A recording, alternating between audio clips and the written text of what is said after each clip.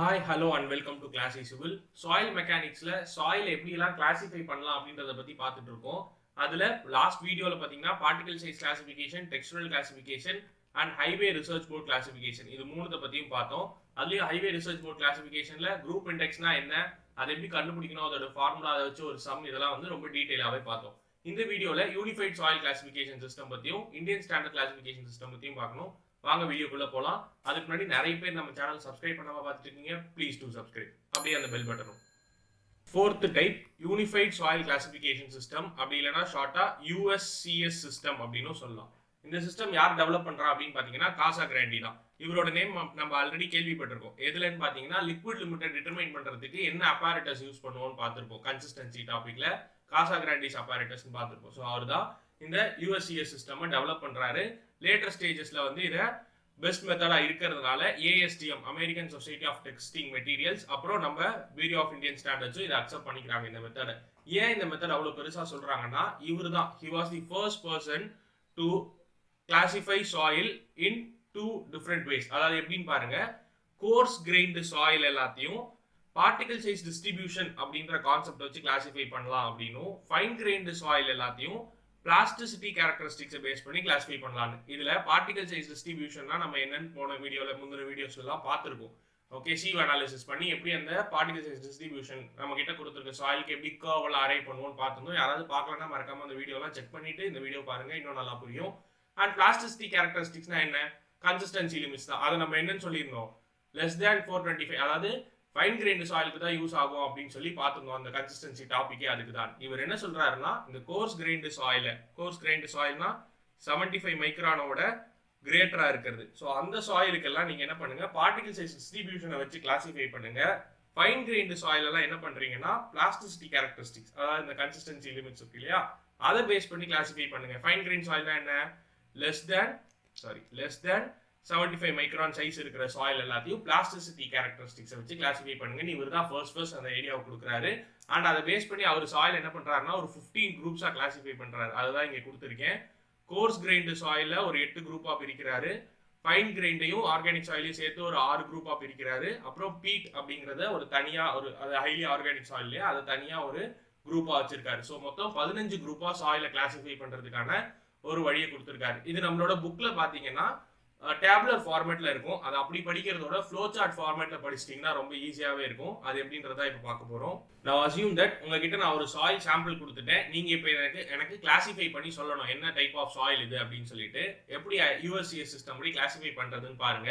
நான் உங்ககிட்ட soil sample கொடுத்த உடனே நீங்க ஃபர்ஸ்ட் ஸ்டெப்பா என்ன பண்ணணும் அப்படின்னு பாத்தீங்கன்னா, இந்த 75 மைக்ரான் சீவ் இருக்கு இல்லையா, 75 மைக்ரான் சீவ், அதை எடுத்துட்டு அதுல நான் கொடுத்த சாம்பிள் நீங்க சீவ் பண்ணணும். அப்படி சீவ் பண்றப்ப மோர் தேன் 50%, அதாவது நான் உங்ககிட்ட ஒரு கிலோ சாம்பிள் கொடுக்குறேன்னா அதுல 500 கிராம்ஸ்க்கு மேல உங்களுக்கு ரீட்டைன் ஆயிடுச்சு, அதாவது அந்த ஜெர்லோட வழியா பாஸ் ஆகல, கீழே போகாம மேலேயே ரீட்டைன் ஆயிடுச்சுன்னா அப்போ ஃப்ளோ சார்ட்டோடைய இந்த பார்ட்டுக்கு நீங்க போகணும். ஓகேவா? இப்போ ஃபார் எக்ஸாம்பிள் அப்படியே அசியூம் பண்ணிக்கோங்க, அதாவது 50% மேல மேலேயே ரீட்டைன் ஆயிடுச்சுன்னு அசியூம் பண்ணிக்கோங்க. அப்ப நீங்க என்ன பண்ணுவீங்க, ஃப்ளோ சார்ட்ல இந்த பக்கம் வந்துருவீங்க. திருப்பியும் நம்ம அந்த ஒருவேளை நிறைய பாஸ் ஆச்சுன்னா என்ன பண்ணலாம் அப்படின்றத அடுத்து பார்ப்போம். இப்போ ஃபர்ஸ்ட் கேஸ் என்ன ஆகுது, நிறைய ரீட்டைன் ஆகுதுன்னு சொல்லிட்டேன். அப்போ நீங்க கர்வுக்கு இந்த ஃப்ளோ சார்ட்ல லெஃப்ட் சைடு வந்துருவீங்க. வந்துட்டீங்கன்னா என்ன அர்த்தம், 75 மைக்ரான்ல 50% மேல ரீட்டைன் ஆயிடுச்சுன்னா என்ன அர்த்தம்னா, உங்ககிட்ட இருக்கிறது வந்து கோர்ஸ் கிரெயின்டு சாயில் அப்படின்னு அர்த்தம். ஓகே, அதுதான். அப்போ கோர்ஸ் கிரெயின்டு சாயிலுக்குள்ள வந்துட்டீங்க. அடுத்த ஸ்டெப்பா என்ன பண்ணுவீங்கன்னா, 4.75 mm சீவ் அப்படின்னு இருக்கக்கூடிய அந்த சீவ் எடுத்துட்டு அதுல ஜல்லடை பண்றீங்க.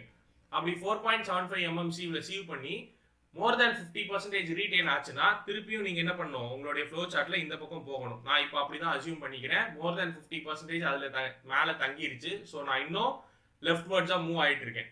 அப்போ என்ன ஆகும், கிராவல் அப்படிங்கிறது உங்களுக்கு கிடைக்கும். ஸோ நீங்க என்ன பண்ணிருக்கீங்க, இப்போ உங்ககிட்ட கொடுத்த சாயில ஃபர்ஸ்ட் கோர்ஸ் கிரெயின்டா ஃபைன் கிரெயின்டான்னு பிரிக்கிறதுக்கு 75 மைக்ரான் சீவை யூஸ் பண்ணிருக்கீங்க. அப்புறமா கோர்ஸ் கிரெயின்டுன்னு வந்துட்டுச்சு. நான் இப்போ அப்படி எடுத்துக்கிட்ட எக்ஸாம்பிள். ஸோ கோர்ஸ் கிரெயின் வந்துருச்சு. அதுல 4.75 mm சீவால சீவ் பண்றப்போ கிராவலா சாண்டான்னு கிடைச்சிருக்கும். நான் இங்க எக்ஸாம்பிளுக்கு நம்ம கிராவல் அப்படின்னு எடுத்துக்கிறேன். ஓகே, இப்போ திருப்பி கிராவல்குள்ள வந்ததுக்கு அப்புறம் பெர்சன்டேஜ் ஆஃப் ஃபைன்ஸ் எவ்வளவு இருக்குன்னு பார்க்கணும். இது என்ன பெர்சன்டேஜ் ஆஃப் ஃபைன்ஸ், ஃபர்ஸ்ட் ஸ்டெப்ல 50% மேல ரீட்டைன் ஆயிடுச்சுன்னா அப்படின்னு சொல்லிட்டேன். அப்போ ஒருவேளை சே ஃபார் எக்ஸாம்பிள் 70% வந்து ரீட்டைன் ஆயிடுச்சு, மீதி 30% பாஸ் ஆயிருக்கும்ல. அந்த 30% என்னதுன்னா ஃபைன்ஸ், அதாவது கிளேவோ சில்டோ அந்த ஃபைன்ஸ் தான் வந்து இங்க இருக்கக்கூடிய பர்சன்டேஜ். ஸோ ஒருவேளை அந்த ஃபைன்ஸ் வந்து ரொம்ப கம்மியா லெஸ் தேன் 5%, ரொம்ப கம்மி அளவுல தான் அந்த ஃபைன்ஸோடைய குவான்டிட்டி இருக்குன்னா அப்போ உங்ககிட்ட இருக்கிறது கிளீன் கிராவல்.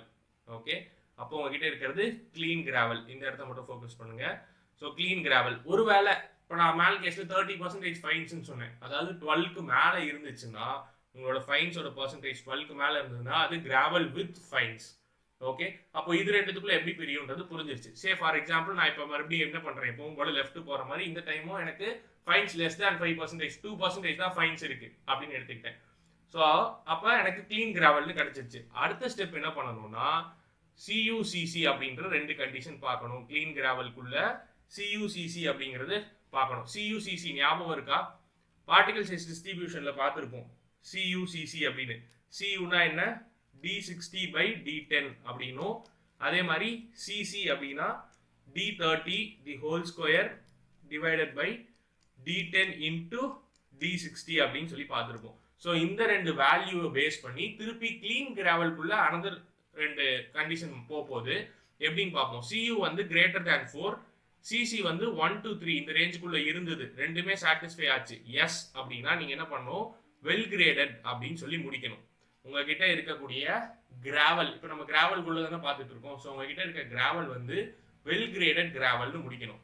ஒருவேளை இந்த ரெண்டு கண்டிஷன்ல சியூசிசி கண்டிஷன்ல ரெண்டுத்துல ஏதாவது ஒன்று ஃபெயில் ஆச்சுன்னா கூட நீங்க என்ன பண்ணுவோம், நோன்ற கண்டிஷனுக்கு வந்துடணும். அப்போ உங்ககிட்ட இருக்கிற கிராவல் வந்து poorly graded. Okay, so well graded poorly கிரேடட்னா என்னெல்லாம் நான் முன்னாடியே எக்ஸ்பிளைன் பண்ணியிருக்கேன் பார்ட்டிகல் சைஸ் டிஸ்ட்ரிபியூஷன் அப்போ. ஸோ இது கிளியரா புரியும்னு நினைக்கிறேன். இப்போ இந்த இடத்துக்கு வந்துட்டீங்க, இதான் வெல் கிரேடட்னு வந்துட்டீங்கன்னா இது எப்படி எழுதணும், வெல் கிரேடட் கிராவலை எப்படி எழுதணும் அப்படின்னா GW. ஓகே, இதுதான் வெல் கிரேடட் கிராவல். அப்போ போர்லி கிரேடட் கிராவலுக்கு GP. படிக்கிறப்ப இப்படிதான் படிக்கணும். ஃபர்ஸ்ட் Wக்கு என்னவோ அதை படிச்சிடணும். Wனா என்ன, வெல் கிரேடட், G வந்து கிராவலுக்கு. ஓகே, அதே மாதிரி இங்க P அப்படின்றது போர்லி கிரேடட், Gன்றது எதை ரெப்ரசென்ட் பண்ணுது, கிராவலை ரெப்ரசென்ட் பண்ணுது. ஸோ இப்படிதான் நீங்க அந்த விஷயத்தை படிக்கணும். இப்ப அப்படியே நம்ம விட்டுட்டு அந்த மீனி கேஸ்க்குலாம் போய் ஒன்னொன்னா பார்ப்போமா. இப்ப கிளீன் கிராவல்ல வந்து வராம கிராவல் வித் ஃபைன்ஸ்னு வந்திருந்ததுன்னா, அதாவது உங்களுடைய ஃபைன்ஸ் வந்து கிரேட்டர் தேன் 12% இருந்திருந்ததுன்னா என்ன பண்ணிருக்கணும்னா உங்ககிட்ட இருக்கிற கிராவல் வந்து ஃபைன்ஸோட இருக்குன்னு அர்த்தம், கிளீனா இல்ல ஃபைன்ஸோட இருக்குன்னு அர்த்தம். அப்போ அந்த ஃபைன்ஸ் என்னவா இருக்கலாம், ஃபைன்ஸ்னா என்ன, சில்டோ கிளேவோ அது ரெண்டு தானே ஃபைன்ஸ். 75 மைக்ரான் கீழே இது ரெண்டு தான் இருக்கும். ஓகே, ஸோ அப்போ உங்ககிட்ட இருக்கிறது சில்டி கிராவலா கிளேயி கிராவலான்னு கண்டுபிடிக்கணும். இப்போ திருப்பி என்ன ஆகுது, ரெண்டு இடத்துல குழப்பத்தில் வந்து நிற்கிது. இது ரெண்டுத்துல எது, இந்த கிராவல் கூட இருக்க ஃபைன் சில்டா கிளேவான்ற குழப்பத்தில் வந்து நிற்கிது. இதை கண்டுபிடிக்கிறதுக்கு நம்ம என்ன பண்ணுவோம்னா காசா கிராண்டி பிளாஸ்டிசிட்டி சார்ட் அப்படின்னு ஒன்று இருக்கும். அந்த சார்ட்டை யூஸ் பண்ணி தான் இந்த கிளேவா சில்டாங்கிறது கண்டுபிடிக்கணும். நான் அது எப்படின்னு அடுத்து சொல்றேன். இப்போதைக்கு இந்த இடத்தோட இதோட முடிச்சுக்கலாம். இப்போ என்னாச்சு, கிராவல் சைடில் ஃபுல்லாக பார்த்துட்டீங்க. ஓகே, இதே செட்டு தான் அப்படியே சாண்டுக்கு ரிப்பீட் ஆகும். ஓகே, இப்போ இந்த கிராவல் சைடு ஃபுல்லாக பார்த்துருக்கோம். இதே செட்டு தான் அப்படியே சாண்டுக்கு வரும். எப்படி, அந்த 4.75 mm சீவ் இருக்கு இல்லையா, அதுல 50%க்கு மேல பாஸ் ஆயிருந்ததுன்னா என்ன அர்த்தம், உங்ககிட்ட சாண்ட் இருக்குன்னு அர்த்தம். ஓகே, அப்ப ரொம்ப எல்லாமே 50% பாஸ் ஆயிடுச்சு அந்த சீவ் வழியா, அப்ப சின்ன சின்னதா இருக்கு, அப்ப அது சாண்டுன்னு அர்த்தம். சாண்ட்லையும் திருப்பி எப்படி ஃபர்தரா பிரியுதுன்னு பாருங்க. லெஸ் தேன் 5% ஃபைன்ஸ்னா அது கிளீன் சாண்ட், கிரேட்டர் தேன் 12% ஃபைன்னா சாண்ட் வித் ஃபைன்ஸ். அந்த ஃபைன்ஸ் எதுன்ற குழப்பம் திருப்பி இங்க வரும், சில்டா கிளேவான்ற குழப்பம். அதுக்கு என்ன யூஸ் பண்ணும், காசா கிராண்டி பிளாஸ்டிசிட்டி சார்ட் அதையும் யூஸ் பண்ணும். இந்த இடத்துல என்ன டிஃபரன்ஸ் வருது, கிளீன் சாண்டை பொறுத்த வரைக்கும் இங்கேயும் சியூசிசியை பொறுத்து வெல் கிரேடட் சாண்டா போர்லி கிரேடட் சாண்டான்னு பிரிக்கிறோம். சியூவோட வேல்யூ வந்து பாத்தீங்கன்னா அங்க 4 கிராவலுக்கு, இங்க 6 விட கிரேட்டரா இருக்கணும். இது ஒண்ணு தான் சேஞ்ச். அப்போ கிராவல் சைடு மட்டும் ஃபுல்லா படிச்சீங்கனாலே சாண்ட் சைடு நீங்க ஆட்டோமேட்டிக்கா உங்களுக்கே புரிஞ்சிடும். சியூ வேல்யூ மட்டும் மாறுது, கிரேட்டர் தேன் 6ன்னு வரணும்னு தெரியணும். ஓகே, இப்போ வெல் கிரேடட் சாண்டை எப்படி ரெப்ரசென்ட் பண்ணணும், SW, அதுதான் வெல் கிரேடட் சாண்ட். அப்போ போர்லி கிரேடட் சாண்டுக்கு SP. ஓகே, ஸோ இந்த இடத்துல கூட நம்ம இதை எழுதிக்கலாம், எப்படி கண்டுபிடிக்கணும் தான் சொல்லலை, பட் எப்படி டினோட் பண்ணுன்றதை மட்டும் சொல்றேன். சில்டி கிராவல் அப்படின்னா GM. சில்ட்டுக்கு S யூஸ் பண்ண முடியாது, சின்ஸ் சாண்டுக்கு S யூஸ் பண்ணதுனால சில்ட்டுக்கு M அப்படின்றத யூஸ் பண்ணுவாங்க. இப்போயும் படிக்கிறப்ப எதை ஃபர்ஸ்ட் படிக்கணும், இந்த Mக்கான சில்ட்டை ஃபர்ஸ்ட் படிக்கணும், சில்டி கிராவல். ஓகே, அதே மாதிரி இப்போ கிளேயி கிராவலுக்கு எப்படி வரும், அப்போ GC. ஓகே, ஃபர்ஸ்ட் சி படிக்கணும், கிளேயி கிராவல், அவ்வளவுதான். இப்போ அதே மாதிரி இந்த சில்ட்டி சாண்ட் கிளேயி சாண்டுக்கு நீங்களே சொல்லலாம். என்ன வரப்போகுது? சில்ட்டி சாண்டுக்கு ஃபர்ஸ்ட் சாண்டுக்கானது எழுதிடுங்க, அப்புறம் சில்ட்டுக்கானது படிக்கிறப்ப. ஆனால் எப்படி படிக்கணும்? ஃபர்ஸ்ட் சில்ட் அப்புறம் தான் சாண்டு. So சில்ட்டி sand. அதே மாதிரி இந்த இடத்துல கிளேயி சாண்டுக்கு எஸ்சின்னு வரப்போகுது, கிளேயி சாண்ட்.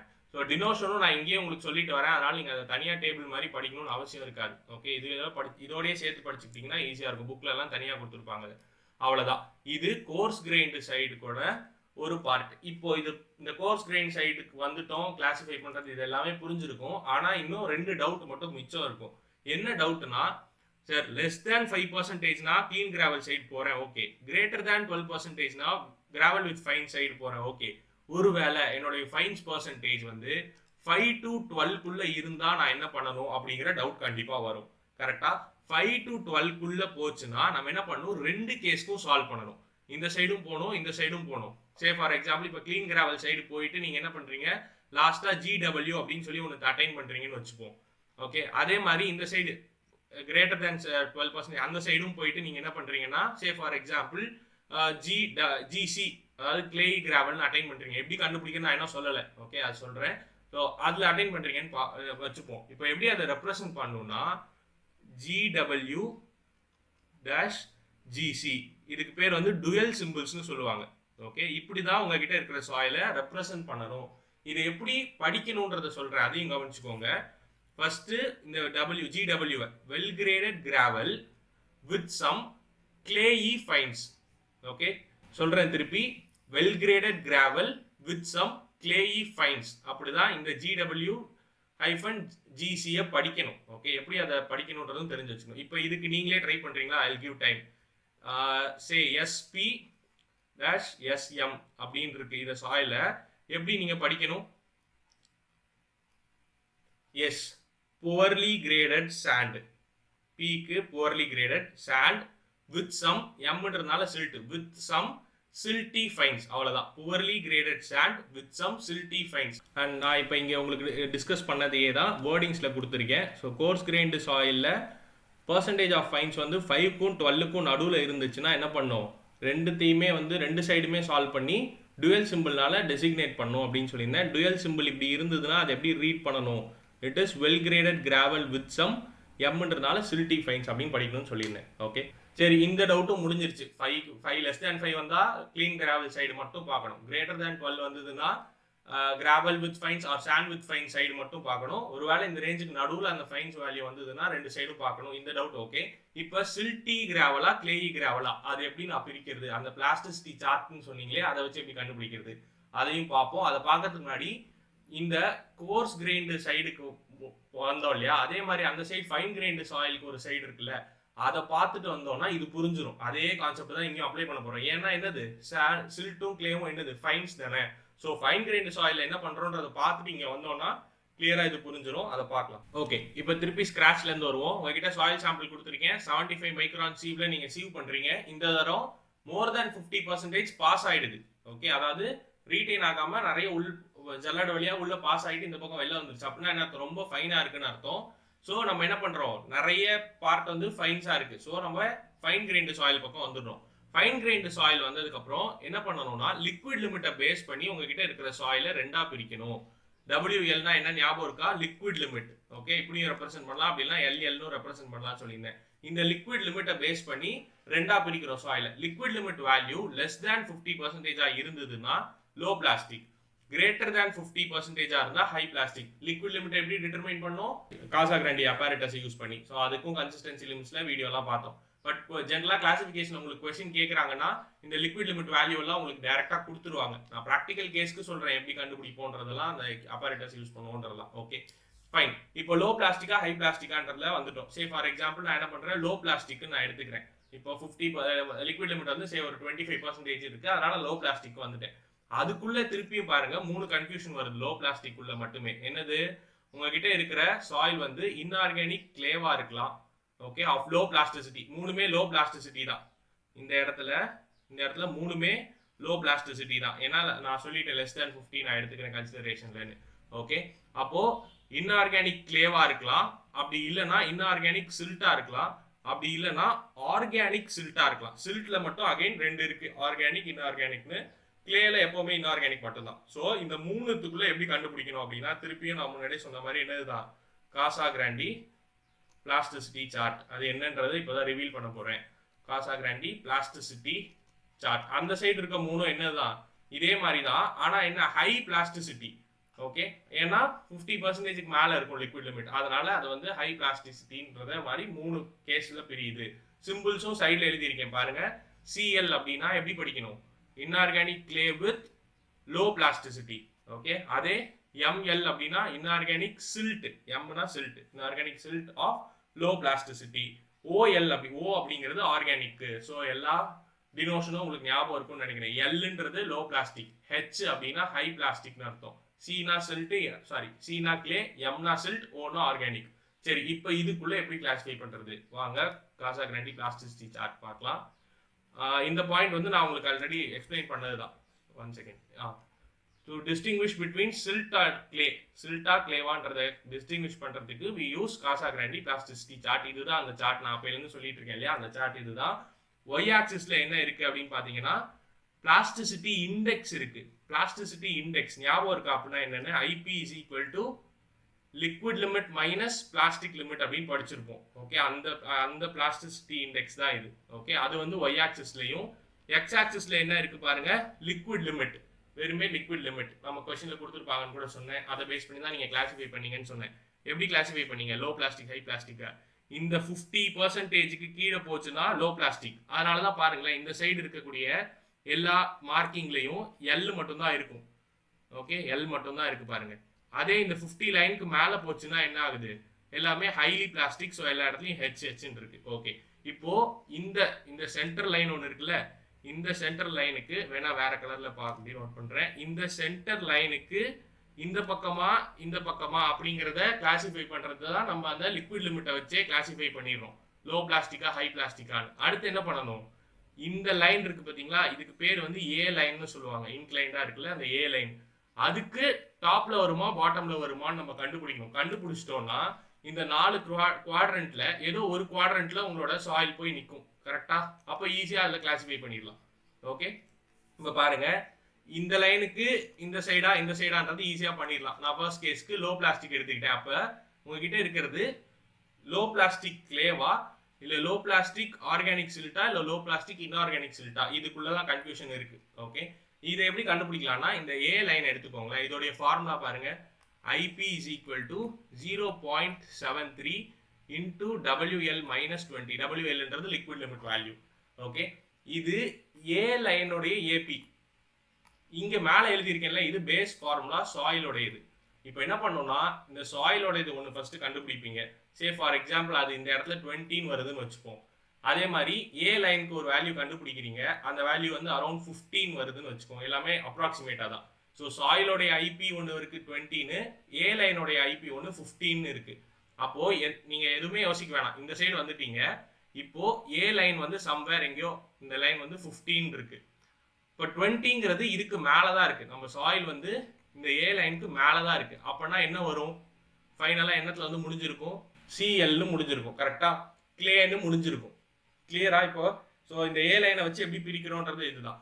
ஒருவேளை சே ஃபார் எக்ஸாம்பிள் என்னோட ஏ லைன் வந்து 15 இல்லாம 25 இருந்ததுன்னா அப்போ என்ன அர்த்தம், ஏ லைனை விட நம்ம கிட்ட இருக்கிற சாயில் ரேஞ்ச் வந்து கம்மியா இருக்கு. அப்ப கீழே டவுன் கேஸ்க்கு வந்துடும், இந்த இடத்துக்கு வந்துடும். அதாவது எம்எல் அப்படி இல்லைன்னா ஓஎல்க்கு நடுவில் வந்துடும். ஸோ இப்போ நம்ம கன்ஃபியூஷன் திருப்பி என்ன ஆகுது, ஆர்கானிக் சில்ட்டா இன்ஆர்கானிக் சில்ட்டா, இது எம்ன்றது இன்ஆர்கானிக் சில்ட், ஓன்றது ஆர்கானிக் சில்ட், இது ரெண்டுத்துக்குள்ள திருப்பி குழப்பம் வருது. அதை எப்படி சால்வ் பண்ணோம் அப்படின்னா, to distinguish between organic and inorganic silt, soil is subjected to oven drying. அந்த சாயிலை ஓவன் ட்ரை பண்ணிட்டு திருப்பியும் லிக்விட் லிமிட் கண்டுபிடிப்பாங்க. முதல்ல இருந்த லிக்விட் லிமிட்டுக்கும் அதுக்கப்புறம் இருக்கிற லிக்விட் லிமிட்டுக்கும் 30% டிஃபரன்ஸ் இருந்ததுன்னா, அதாவது குறைஞ்சு இருந்ததுன்னா, 30% ஆர் மோர் தேன் தட் குறைஞ்சு இருந்ததுன்னா உங்களோட சாயில் வந்து ஆர்கானிக்னு அர்த்தம். ஏன்னா ஆர்கானிக்கா இருக்கிறதோடு லிக்விட் லிமிட்ல டிராஸ்டிக் சேஞ்ச் தெரியும் ஓவன் ட்ரை பண்ணதுக்கு அப்புறம். அதனால ஸோ இந்த லைன் புரிஞ்சிருச்சுன்னா அவ்வளவுதான். Distinguish between organic and inorganic salt, the soil is subjected to oven drying. Oven dry பண்ணதுக்கு அப்புறம் லிக்விட் லிமிட்ல 30%க்கு இல்ல அதுக்கு மேல வந்து சேஞ்ச் தெரிஞ்சதுன்னா then your soil is organic. அவ்வளவுதான். அப்போ எப்படின்றது இந்த ஃப்ளோ ஃபுல்லா புரிஞ்சிருக்கும்னு நினைக்கிறேன் இப்போ. ஓகே, இதே கேஸ் தான் லிக்விட் லிமிட் கிரேட்டர் தேன் 50 இருந்ததுன்னா இந்த பக்கம் வந்திருக்கும் ஹைலி பிளாஸ்டிக். அகைன் இந்த குழப்பத்துக்கு ஐ மீன் எது CH or MH or OH இதுக்குள்ள குழப்பம் வந்திருக்கும். அது எப்படி ஏ லைனையும் இதையும் வச்சு சால்வ் பண்ணியிருப்பீங்க. ஒரு ப்ராப்ளம் பார்ப்போம், கிளியரா புரியும். அதுக்கு முன்னாடி இன்னும் ஒரே ஒரு விஷயம் ஆட் ஆன் பண்ணிக்கணும். ஒருவேளை இந்த ரீஜனுக்குள்ள உங்களுடைய பிளாஸ்டிக் லிமிட் வந்து லை ஆச்சு, சாரி பிளாஸ்டிசிட்டி இண்டெக்ஸ் வந்து லை ஆச்சு அப்படின்னா இங்கேயும் திருப்பி என்ன பண்ணும், டுவல் சிம்பிள் யூஸ் பண்ணும், Cl Ml அப்படின்னு. Low plastic clay with some silty fines அந்த மாதிரி. ஓகே, ஸோ அதுவும் வந்து டுவல் சிம்பிள் கேஸ் தான், அங்க பார்த்த மாதிரியே தான். ஓகே, இதுதான் வந்து யூனிஃபைட் சாயில் கிளாசிஃபிகேஷன் சிஸ்டம். மொத்தமா ஒரே ஃப்ளோ சார்ட்ல இருக்கு. இந்த ஃப்ளோ சார்ட்டோடைய PDF ஃபார்மேட் வந்து நம்ம டெலிகிராம் சேனல்ல இருக்கும், மறக்காம அதை நீங்க டவுன்லோட் பண்ணிக்கோங்க. ஸோ இந்த ஃப்ளோ சார்ட் ஞாபகம் இருந்ததுன்னா போதும், சாயில் கிளாசிஃபிகேஷன் சம் வந்துச்சுன்னா ரொம்ப ஈஸியா நீங்களே அட்டன் பண்ணிடலாம். ஒரு 2 தடவை இந்த ஃப்ளோ சார்ட்டை படிச்சுக்கோங்க, உங்க மைண்ட்ல ஏத்திட்டு ப்ராப்ளம் சால்வ் பண்ணீங்கன்னா ஆட்டோமேட்டிக்கா இந்த ஃப்ளோ சார்ட் மைண்ட்ல நின்றும். அண்ட் இன்னொரு விஷயம் என்னன்னா, இந்த ஃப்ளோ சார்ட் உங்க மைண்ட்ல நின்றுச்சுன்னா அடுத்த ஒரு சிஸ்டம் இருக்குல்ல, IS சிஸ்டம், அது ஒண்ணுமே கிடையாது. என்னன்னு பாருங்களேன், இப்பயே பார்த்துடலாம், வித்தின் a minute முடிஞ்சிடும் அது. ஸோ இந்த டேபிள் என்னன்னு தெரியுதா, அந்த ப்ரிஃபிக்ஸ் சஃபிக்ஸ் இருக்கு இல்லையா, ஸோ அதை தனியாக அவங்க புக்கில் கொடுத்துருப்பாங்க. ஸோ அதனால எடுத்து இங்கே டிஸ்பிளே பண்ணியிருக்கேன். நம்ம அங்கே பார்த்தப்போயே கூட சிம்பிள்லாம் பார்த்ததோடு இதை நீங்கள் தனியாக படிக்கணுன்ற அவசியம் இருக்காது. ஓகே, இப்போ இந்தியன் சாயில் கிளாசிஃபிகேஷன் சிஸ்டமில் என்ன சேஞ்ச் பண்ண போகிறோம் அப்படின்னா, இங்கே 15 குரூப் கிடையாது, 18 குரூப். ஸோ அடிஷ்னலாக ஒரு 3 குரூப் ஆடப் ஆக போகுது. ஓகே, என்ன சேஞ்ச் பண்ணணும் அப்படின்னா, ஃபர்ஸ்ட் அதே மேலே இருக்க அதே ஃப்ளோ சார்ட்ல இந்த பேரை யூனிஃபைட்னு அடிச்சுட்டு இந்தியன்னு மாற்றிடுங்க. ஓகே, அது மட்டும் பண்ணா பார்த்தாது. அந்த இடத்துல எங்க சேஞ்ச் இருக்குன்னு உங்களுக்கு புரியுதா? கோர்ஸ் கிரைண்ட் சாயில் சைடுல எந்த சேஞ்சும் கிடையாது, அப்படியே USCS சிஸ்டம் தான் அடாப்ட் பண்ணிக்கிச்சு இந்தியன் சிஸ்டம். பட் என்ன பண்ணுச்சுன்னா, அடிஷ்னலா இந்த ஃபைன் கிரைண்ட் சாயில்ல இன்னும் ஒரு 3 குரூப் ஆட் பண்ணிக்கிச்சு. எப்படி தெரியுமா ஆட் பண்ணிச்சு, அங்க liquid limit less than 15 low plastic, greater than 15 high பிளாஸ்டிக்னு வச்சிருந்தாங்க. இங்கே அதை 3 ஆக்கிட்டாங்க. Less than 13 low plastic, 30 to 15 intermediate plastic, அப்படி இல்லைன்னா மீடியம் பிளாஸ்டிக், 50க்கு மேல போச்சுன்னா ஹை பிளாஸ்டிக்னு 3ஆ பிரிச்சுட்டாங்க. திருப்பியும் இது 3த்துக்குள்ள அகைன் என்ன ஆக போகுது, இதே இந்த Cl Ml OL அப்படின்னு கன்ஃபியூஷன். இந்த இடத்துல மீடியம் அப்படின்னு M யூஸ் பண்ண சில்ட்டுக்கு யூஸ் பண்ணதுனால இன்டர்மீடியேட் பிளாஸ்டிக் ஐன்னு யூஸ் பண்ணியிருக்காங்க. அவ்வளோதான் டிஃபரன்ஸ், வேற எதுவுமே கிடையாது. இந்த இன்டர்மீடியேட்டுக்கும் என்ன பண்ணணும், நீங்க CA MA OAன்ற கன்ஃபியூஷனுக்கு காசாகிராண்டி பிளாஸ்டிசிட்டி சார்ட்டை தான் யூஸ் பண்ணணும். ஸோ இதனால தான் போன ஃப்ளோ சார்ட்ல இந்த இடத்துல குட்டியாக கேப் கொடுத்துருந்தேன். அந்த கேப்பை IS சிஸ்டம்ல ஃபில் பண்ணிட்டீங்கன்னா அவ்வளோதான். அதுதான் அடுத்த சிஸ்டம் ஆஃப் கிளாசிஃபிகேஷன். இதை தான் வந்து பேஸ் பண்ணி உங்களோட சம் சால்வ் பண்ண சொல்லி கேட்பாங்க. ஓகே, சம் பார்க்கலாம், ரொம்ப ஈஸியாக தான் இருக்கும். சின்ஸ் இந்த வீடியோவே ரொம்ப லென்த்தியாக போனதுனால அடுத்த வீடியோவில் கிளாசிஃபிகேஷன் ரிலேட்டடான சம்ஸ் எல்லாம் டிஸ்கஸ் பண்ணலாம். இந்த வீடியோ உங்களுக்கு பிடிச்சிருந்தா லைக் பண்ணுங்க, ஷேர் பண்ணுங்க, மறக்காம கிளாசிக் சிவிலுக்கு சப்ஸ்கிரைப் பண்ணுங்க.